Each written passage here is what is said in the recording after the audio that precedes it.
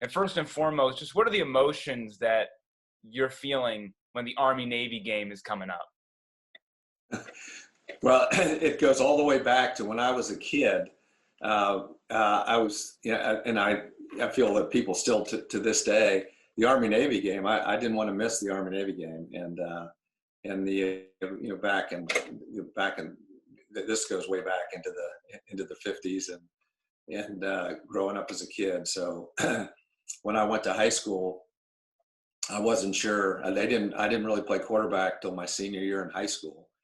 And so then I realized that, I was a decent quarterback and everything. And so Navy started talking to me, and all of a sudden I'm thinking, yeah, but geez, the Army-Navy game. The Army-Navy game was part of my life as an athlete growing up. And I think it had a lot to do with me understanding the academies and wanting to go. And so I wanted to go visit Navy, and they had me go up there, and that's when I said, hey, I want to go to the Naval Academy. And I think it all started as just a kid watching it on TV. What's your fondest memory of the Army-Navy game? Well, the fondest, I guess, would be the 62 game. It's the first one I played, and I was a sophomore. Back then, the freshmen couldn't play varsity football, and so the next year I was playing in the Army-Navy game as a freshman or a plebe at the Naval Academy was a big deal. If Navy won, you got all the stuff that you were doing. You didn't have to walk the way you're supposed to walk, and your chin underneath all that stuff. So winning the game was a big deal. So my youngster year, I'm now the starting quarterback, and we were. It was a heck of a game, and President Kennedy was there, 100,000 people, and I was a nervous wreck. I was more nervous for that game than any game I've ever played in, and it turned out to be. I don't like to mention but I ran for 2 touchdowns and threw for 2 touchdowns. So it was one of the best games I've ever played in that Army. I was more excited after that game than I was other than maybe a Super Bowl with Dallas. When we won that game, and then President Kennedy was in the locker room, and I had a chance to meet him. So that was the beginning there. Then the next year, we were one of the top teams in the country, and we beat Army 21-15. And then the following year, we lost Army. So we won 2 out of 3. And beating Army, if you were 0-9 and you beat Army, you had a successful year.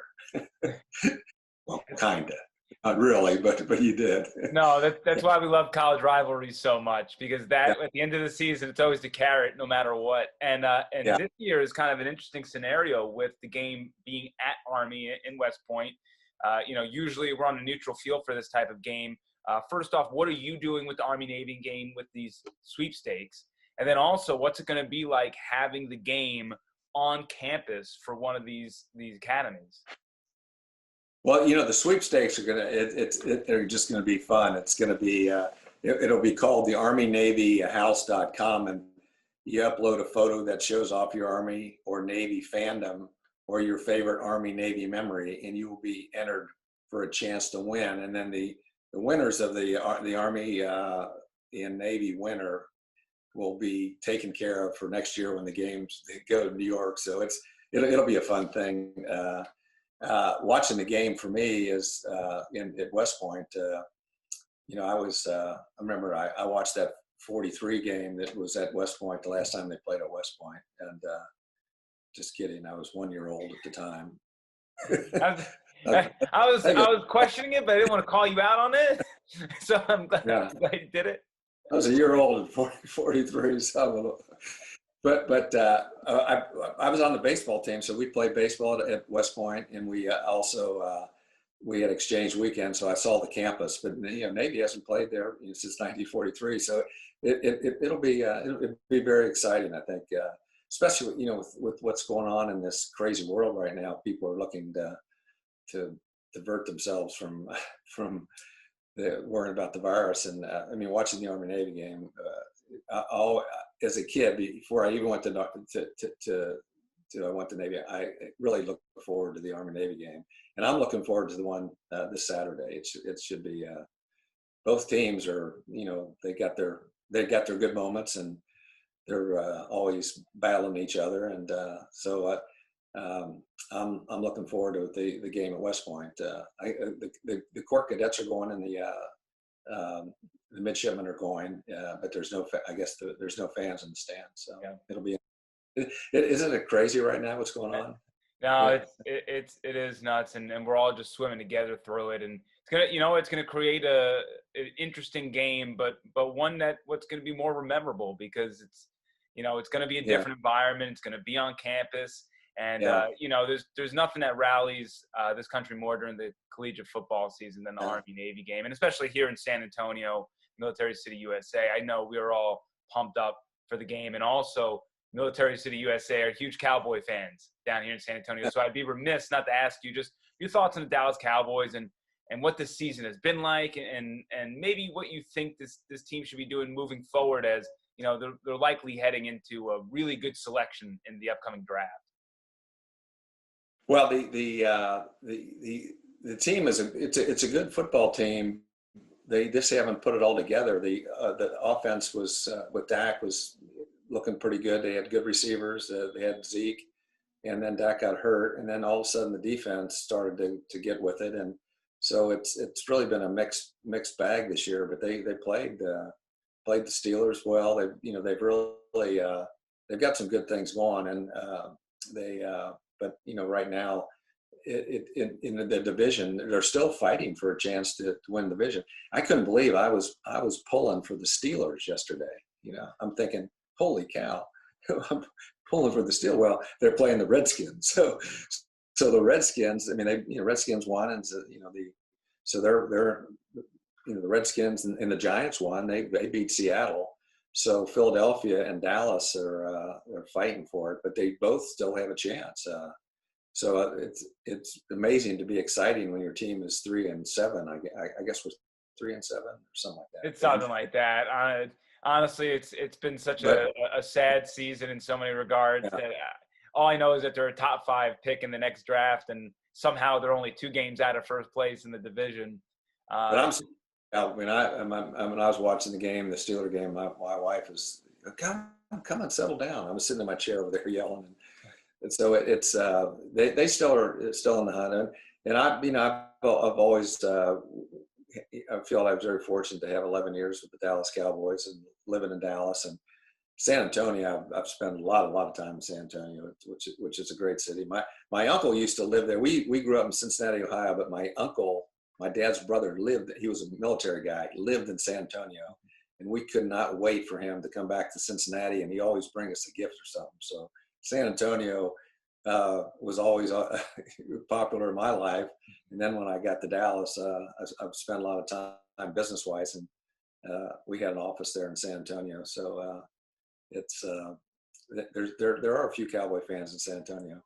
Yeah, and when you're watching those Cowboy games, just are you still as jacked up as you were when you were playing for them, and what are those experiences like now? With your career over, and I mean, I know you've been doing this for 40 some odd years now. But still, from year one of retirement to where you are now, just how much is it live and breathe Cowboys? Well, it's everything. The Naval Academy and Dallas are. I'm a fanatic on the both teams every week. It's there was early on in the year, both teams had won that weekend. I had a great weekend. Then next weekend they both lost, and so it's a miserable feeling. So you really should ask my wife how much I fight for the Naval Academy and for the Cowboys on winning. So but it's part of your life. And then so I understand how important a game is to people that were watching me play too. I mean, they love the team and fight, and so I'm just a spectator out there pulling hard for the Cowboys and for the Navy guys, and it's fun, but it's not fun. It's fun when we win. It's not fun when we lose. And then finally, my last question is, as a former Cowboy, my Army helmet here, so I Oh don't know. yeah, flip that around. Let's see that. Yeah, Yeah, that looks nice. I was yeah. gonna say, I'm actually going to wear this in the game. you're gonna suit up again? And that's why I have a beard, so they don't recognize me here. That's smart. Yeah, that's veteran leadership right there. One step I've ahead. never had a beard, and then I started when the virus thing started, and then Marianne said, "I like your beard," and we've been married 55 years, so she said, "I feel like I got another boyfriend or something." That's how you got to switch it up at that age. Yeah, old guy.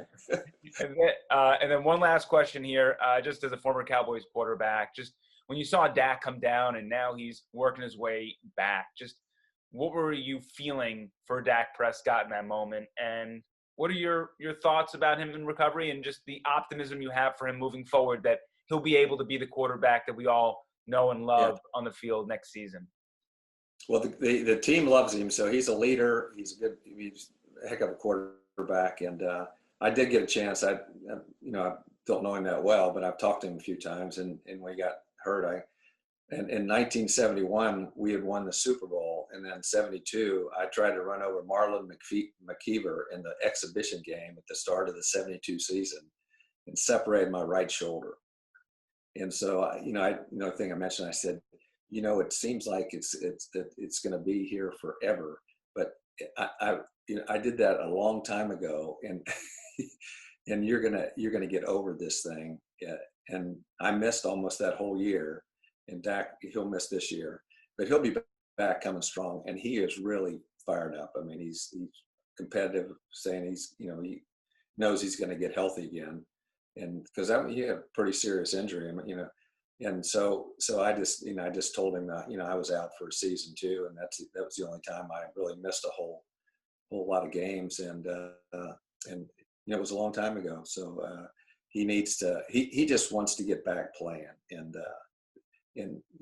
that's good, because I think he's the Cowboy quarterback for a long time, and I'm not negotiating his contract or anything. So I'm sure I think they'll get all that straightened out, hopefully.